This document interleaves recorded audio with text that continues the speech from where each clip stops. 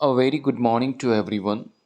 In today's editorial, we are going to talk about one of the serious topics nowadays. Yes, I'm going to talk about the standard of India's parliamentary session. Now, you must have observed one thing, or you must have seen the distorted picture of our parliamentary session. And what we observe that the people we choose to work for us and to work in our favor, they engage themselves in that kind of talk or deliberation that causes much and more problem and gives much to pain to our country's people. We send them to do something in our favor, but what do we observe? That they spend their times in talking something illegal and illogical. And this is what that causes much and more problems to the people of this country. They don't work for us, rather they work for themselves. They want to show or present themselves as if they are savior of us, and this is the reason why the work is not done in perfect manner in parliament, and most of the bills are passed without discussion, and this is very harmful for our democracy. So, without wasting the time, let me start this editorial with the very first heading, and this is an alarming fall. Fall means गिरावट, you know well, but alarming मतलब खतरनाक, यानी एक आपको चौंकाने वाला, या फिर कह सकते हो कि एक चिंतनीय एक फॉल देखने को मिल रहा है। यानी एक खतरनाक फॉल है, गिरावट है। किस चीज़ में? The standard of India's parliamentary session. Bharat का जो पार्लियामेंट्री सेशन है, संसदीय जो सत्र चलता है, उसमें भारी गिरावट देखने को मिल रही है। इसके पैमाने, स्टैंडर्ड का मतलब होता है पैमाना, मानक। तो मानक में भारी गिरावट देखने को मिल रही है। That is what we are going to talk about in this editorial. Opposition protests and ruling party vindictiveness have exacerbated the fall in parliamentary standard. Now the question comes that why the parliamentary standards coming down or below, and the reason has been cited over here that opposition की तरफ से protest होते हैं, opposition की तरफ से protest हो रहे हैं, दूसरी तरफ रूलिंग पार्टी के द्वारा विंडिक्टिवनेस दिखाया जा रहा है। विंडिक्टिव का मतलब होता है बदले की कार्रवाई। तो एक तरफ प्रोटेस्ट है अपोजिशन के द्वारा और दूसरी तरफ रूलिंग पार्टी के द्वारा जो बदले की कार्रवाई की जा रही है। इन सब दोनों चीज़ों ने जो प्रॉब्लम है उसको और एग्जर्सरबेट कर दिया है, यानी एग्रीवेट कर दिया है, यानी बढ़ा दिया है। यानी एक प्रॉब्लम पहले से था, उसको और बढ़ा दिया गया है। और इसने किसको बढ़ा दिया है? कि पार्लियामेंट्री स्टैंडर्ड के फॉल को बढ़ाया है। यानी जो गिरावट आई है पार्लियामेंट्री स्टैंडर्ड्स में, उसको ये गिराया है। ठीक है, आगे देखते हैं। द रिफ्रेन का मतलब ऐसे परहेज करना होता है, बट यहाँ पे रिफ्रेन का मतलब होता है बात। जो बात, यानी जो बात है। The refrain that standards of parliament functioning have taken a beating in recent years, यानी ये बात कि जो पार्लियामेंट्री स्टैंडर्ड्स हैं, जो पार्लियामेंट्री संसदीय पैमाना है, मानक है काम करने का, उसमें भारी गिरावट आई है। इज़ नॉट विदाउट मेरिट, यानी कहने का मतलब ये बेमानी वाली बात नहीं है, यानी ये कहना गलत नहीं है। It is not without merit का मतलब होता है कि ऐसा कहना गलत नहीं है। हाल फिलहाल के दिनों में संसदीय जो कार्य प्रणाली है उसमें गिरावट आई है, इसकी में कोई दो मत नहीं है। ऐसा कहना बेईमानी नहीं है, ऐसा कहना गलत नहीं है। In terms of the time spent on deliberating legislation, या इन टर्म्स ऑफ मीन्स के संबंध में, यानी जो समय व्यतीत किया जाता है डेलिब्रेटिंग लेजिस्लेशन। डेलिब्रेटिंग का मतलब होता है बात विवाद करना, सही है, यानी विवेचना करना है लेजिस्लेशन में। The conduct of fruitful debates, और जो फ्रूटफुल यानी जो लाभकारी डिबेट्स को कंडक्ट करना। Both in tone and tenor, both in tone और टेनर का मतलब होता है सही तरीके से, यानी कैसे बोलते हैं और कब बोलते हैं, इन सब बातों का ध्यान में रखते हुए। And in the quality of discussion, और डिस्कशन की क्वालिटी में। The Reliance and participation of expert opinion, इसमें जो रिलायंस मतलब वो होता है किसी के ऊपर होना, आश्रित होना। Participation of expert opinion, expert की ओपिनियन किसी मुद्दे पे। Through the agency of a standing and parliamentary committee, किसके माध्यम से? स्टैंडिंग कमेटी या पार्लियामेंट्री कमेटी के मेंबर्स के माध्यम से। बिसाइड्स अदर फैक्टर्स, दूसरे फैक्टर्स के अलावे। Parliamentary session have been found to be wanting, अब जो है हाल फिलहाल के दिनों में, यानी इन सब चीज़ों की ज़रूरत होती है। देखिए समझते हैं पहले ऊपर से क्या बताने। यानी जब पार्लियामेंट सही चले तो उसमें क्या होता है कि डेलिब्रेटिंग होता है, विवेचना होती है, फ्रूटफुल डिबेट्स होते हैं, अच्छे टोन और टेनर में बोला जाता है, साथ ही क्वालिटी डिस्कशन होता है। लेकिन आजकल की जो बातें हैं, आजकल इन सब के अलावे parliamentary session have been found to be wanting. Found to be wanting का मतलब होता है एकदम बेकार हो चुका है, एकदम गंदा हो चुका है, गलत हो चुका है। Much of this deterioration is a consequence of representative of political parties utilizing parliament more to showcase political spectacle that to use it as a forum to serious legislative functioning। देखिए यहाँ पे समझते हैं। अब much of this deterioration, deterioration का मतलब क्या होता है? डिटोरिएट का मतलब होता है बर्बादी, खराबी। तो ये जो खराबी देखने को मिल रही है, एक कंसिक्वेंस है, रिजल्ट है किस चीज़ का? जो इसके रिप्रेजेंटेटिव्स हैं ना, उसका। ऑफ पार्टीज, यानी अलग अलग पार्टियों के जो रिप्रेजेंटेटिव हैं, प्रतिनिधि हैं, वो पार्लियामेंट को यूटिलाइज कर रहे हैं शोकेस के तौर पे, यानी अपने पॉलिटिकल मंच की तरह इसका इस्तेमाल कर रहे हैं ताकि वो अपना जो चेहरा है वो चमका सके। यानी अभी जो देखा जा रहा है कि पार्लियामेंट में तो अधिकांश जो पॉलिटिकल पार्टीज़ के रिप्रेजेंटेटिव हैं पार्लियामेंट्री सेशन को शोकेस के तरह इस्तेमाल कर रहे हैं, और इस स्पेक्टिकल को, दृश्य जिसको बोलते हैं, यहाँ पे चश्मा नहीं है, इस पॉलिटिकल दृश्य को एक दिखाना चाहते हैं मंच के तौर पे इस्तेमाल करके। This practice was given primacy by the Bharatiya Janata party. ये जो प्रैक्टिस है, प्रैक्टिस का मतलब जो होता है, इस तरह का जो रीति रिवाज आया, कहाँ से आया? ये आया था, ये वाज गिवन प्राइमेसी, ये शुरुआती में भारतीय जनता पार्टी के द्वारा ही किया गया था। यानी ऐसी जो प्रथा है, प्रैक्टिस है, प्रैक्टिस का मतलब प्रथा समझिए, तो ऐसी प्रथा किसकी देन है? तो भारतीय जनता पार्टी की देन है। During the United progressive alliance tenure in government, जब यूपीए की सरकार थी, यूनाइटेड प्रोग्रेसिव अलायंस मतलब यूपीए की सरकार थी, यानी कांग्रेस के गठबंधन सहित सरकार थी, तो उस समय ऐसी जो प्रथा है उसकी शुरुआत भारतीय जनता पार्टी के द्वारा की गई थी। And has now been copied by Congress and other parties, और अब जो है इसका कॉपी किसके द्वारा किया जा रहा है? कांग्रेस के द्वारा और दूसरे अलग अलग पार्टियों के द्वारा।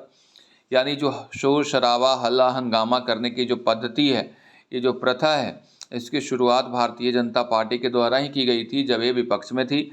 अब जब ये सत्ता में आ गई है तो विपक्ष के में यूपीए के साथ और भी कई ऐसे हैं जो आ गए हैं, और उसी तरीके का कॉपी किया जा रहा है यहाँ पे कांग्रेस के द्वारा और दूसरे पार्टियों के द्वारा।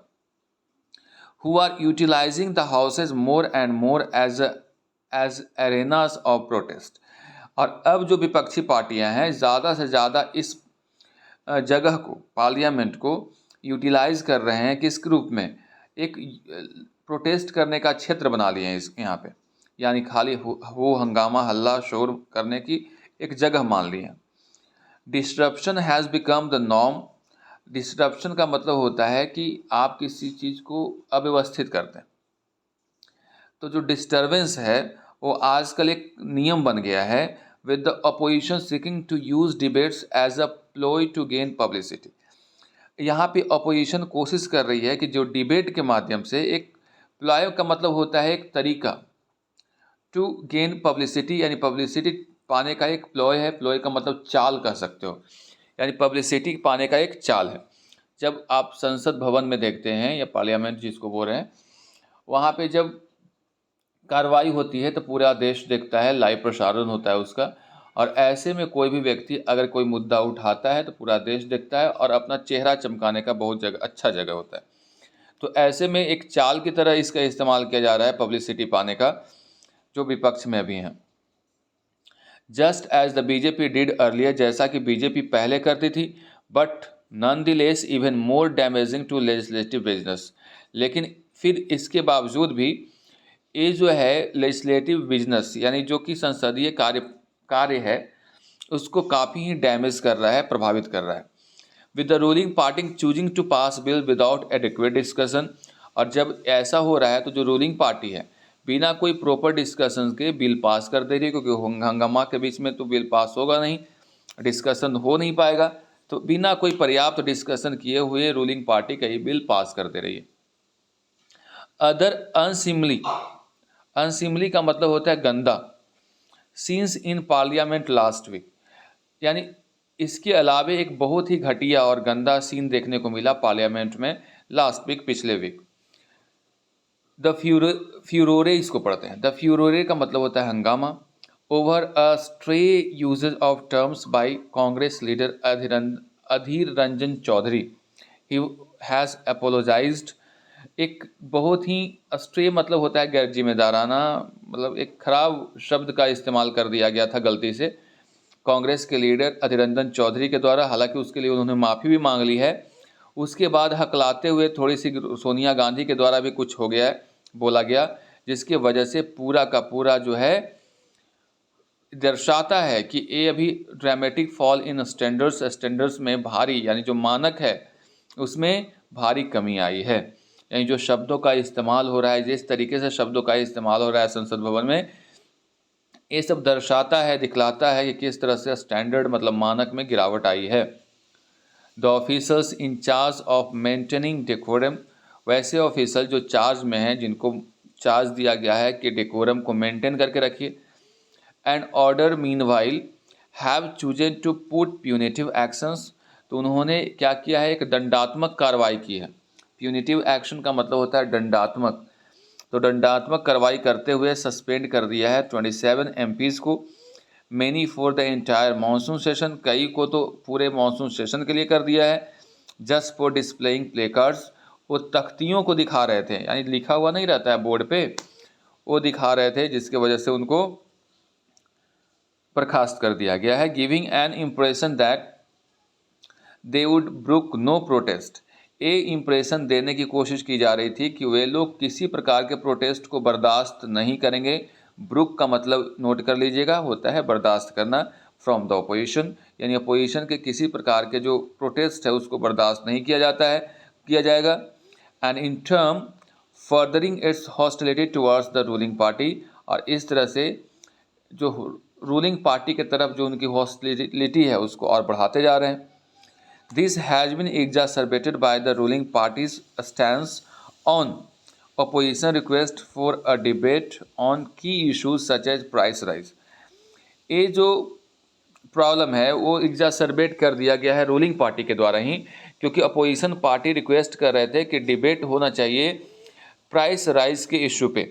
Data from Lok Sabha and Rajya Sabha secretariat showed the suspension of MPs went up 3 times during the BJP's tenure in power compared to the previous 8 years।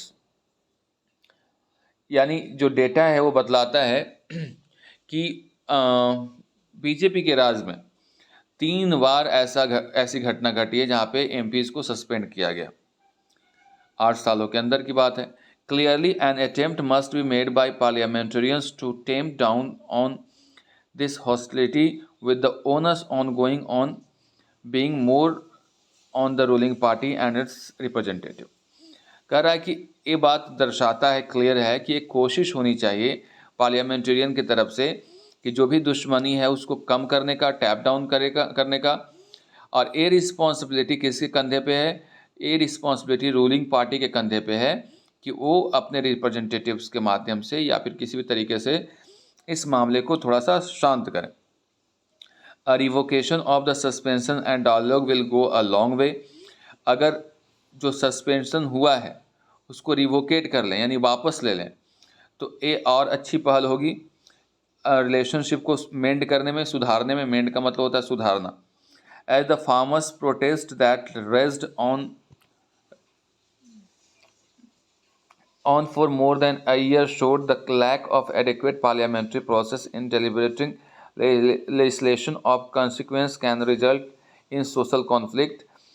Farmer के प्रोटेस्ट के माध्यम में से हम लोग देखा था कि जो कि पार्लियामेंट्री डिस्कशन सही से नहीं हो पाया था और बिल को पास कर दिया गया था, जिसकी वजह से सोशल कन्फ्लिक्ट पैदा हो गया था। यानी अगर अच्छी तरह से सेशन नहीं चलेगा तो ऐसी स्थिति में क्या होगी कि बातों, कोई भी टॉपिक है, कोई भी ऐसा मुद्दा है, उस पर सही से बातचीत नहीं हो पाएगी, डिस्कशन नहीं होगा। ऐसे में जो कानून पास होगा, कोई भी नियम या बिल पास होगा, वो आधा अधूरा हो सकता है, उसमें दिक्कतें आ सकती है, सोशल कॉन्फ्लिक्ट पैदा करता है, जैसे कि हम लोगों ने फार्मर्स के केस में देखे थे। एंड सोशल कॉन्फ्लिक्ट के साथ साथ डेमोक्रेटिक डेफिसिट इन आउटकम्स, यानी जो लोकतांत्रिक मूल्यों का भी ह्रास होगा। There are enough tools, mechanisms, structures and precedents in India's parliamentary history that can be relied upon। कह रहा है कि बहुत सारे ऐसे टूल्स हैं, कई ऐसे मैकेनिज़म्स हैं, स्ट्रक्चर्स हैं हमारे पार्लियामेंट में जिसके ऊपर भरोसा किया जा सकता है by the current set of legislators, जो अभी लेजिस्लेटर्स हैं वहाँ पे, to bring back the useful deliberation, ताकि एक फिर से वापस एक सही विवेचना हो सके, बातचीत हो सके, डिस्कशन हो सके। Parliamentarians must realise that the bedrock of a functioning democracy is a flourishing legislature. जो पार्लियामेंटेरियंस हैं, जो पार्लियामेंट जो सांसद हैं, उनको इस बात को रियलाइज करना चाहिए कि किसी भी डेमोक्रेसी का जो आधार है, बेडरॉक है, आधार है, वो क्या है? इसके उभरता हुआ जो लेजिस्लेचर है, संसद है। एंड संसद सही से चलेगा तो डेमोक्रेसी हमारी अच्छी बनी रहेगी। यही है कहानी आज के एडिटोरियल की। That's all for today. जो भी इंपॉर्टेंट वर्ड है उसको याद कीजिएगा।